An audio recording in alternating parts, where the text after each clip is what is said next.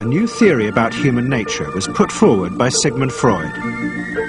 He had discovered, he said, primitive sexual and aggressive forces hidden deep inside the minds of all human beings. Forces which, if not controlled, led individuals and societies to chaos and destruction. This series is about how those in power have used Freud's theories to try and control the dangerous crowd in an age of mass democracy. At the heart of the story is not just Sigmund Freud, but other members of the Freud family.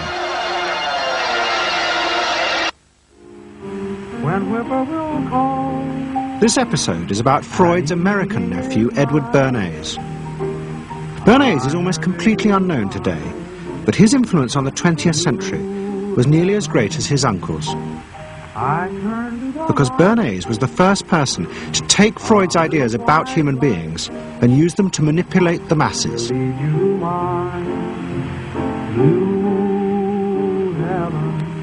He showed American corporations for the first time how they could make people want things they didn't need by linking mass-produced goods to their unconscious desires. Out of this would come a new political idea of how to control the masses. By satisfying people's inner selfish desires, one made them happy and thus docile. It was the start of the all-consuming self, which has come to dominate our world today.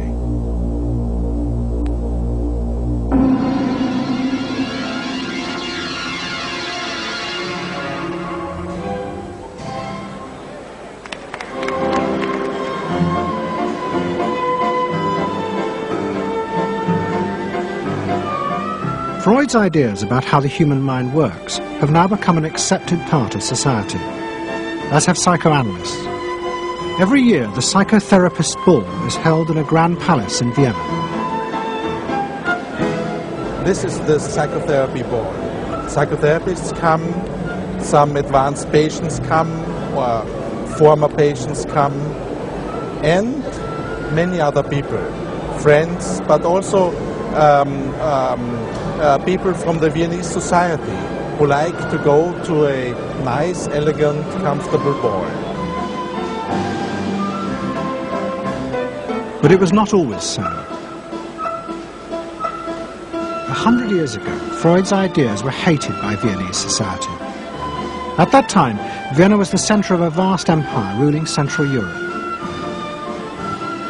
And to the powerful nobility of the Habsburg court, Freud's ideas were not only embarrassing, but the very idea of examining and analysing one's inner feelings was a threat to their absolute control. You see, at that time, these people had the power. And of course, you just were not allowed to show your bloody feelings. I mean, you just couldn't. You know, I mean, you couldn't. If you were unhappy, can you imagine?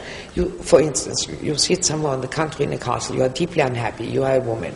And you couldn't go to your maid and cry on her shoulders, or you couldn't go into the village and complain, you know, about your feelings. I mean, you couldn't. It was like selling yourself to somebody. You just couldn't. You know? Because they had to respect you. Now, of course, Freud, you see, put that thought very much into question, because you see, to examine yourself, you would have to put a lot of other things into question. Your society, everything what surrounds you. And that wasn't a good thing at that time. Why not? Because your self-created empire, to a certain extent, would have fallen into bits much earlier already. But what frightened the rulers of the empire even more was Freud's idea that hidden inside all human beings were dangerous instinctual drives. Freud had devised a method he called psychoanalysis. By analysing dreams and free association, he had unearthed, he said, powerful sexual and aggressive forces which were the remnants of our animal past. Feelings we repressed because they were too dangerous. Freud devised a method for exploring a hidden part of the mind, which we nowadays call the unconscious, which is a part that is totally unknown to our consciousness, that there exists a barrier in all our minds which prevents these hidden and unwelcome impulses of the unconscious from emerging. Good night.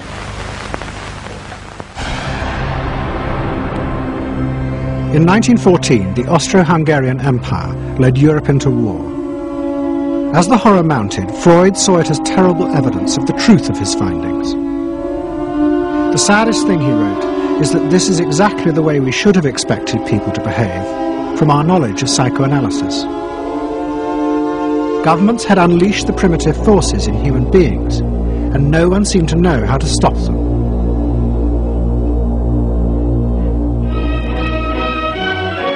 At that time, Freud's young nephew, Edward Bernays, was working as a press agent in America. His main client was the world-famous opera singer Caruso, who was touring the United States.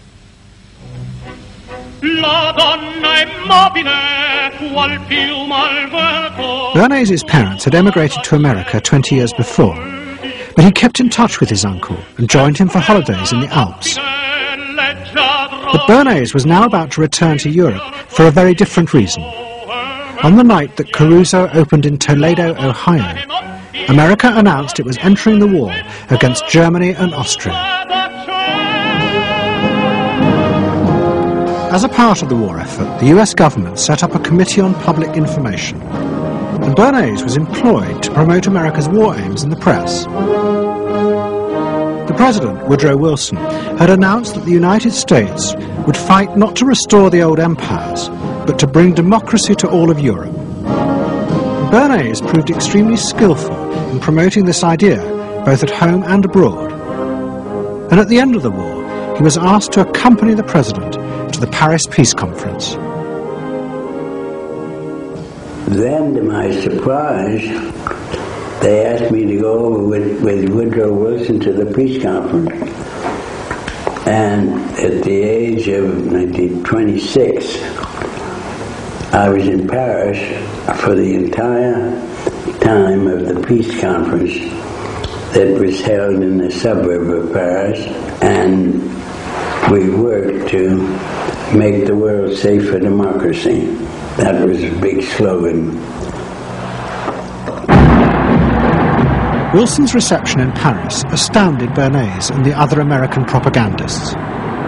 Their propaganda had portrayed Wilson as a liberator of the people, a man who would create a new world in which the individual would be free. They had made him a hero of the masses. And as he watched the crowds surge around Wilson, Bernays began to wonder whether it would be possible to do the same type of mass persuasion, but in peacetime.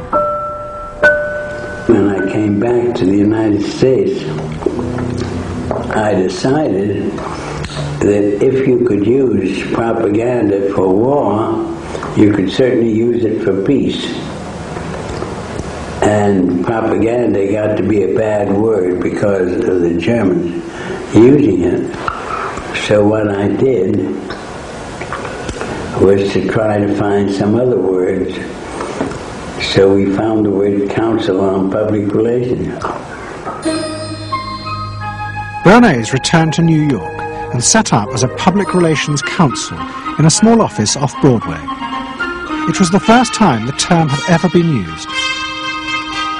Since the end of the 19th century, America had become a mass industrial society, with millions clustered together in the cities.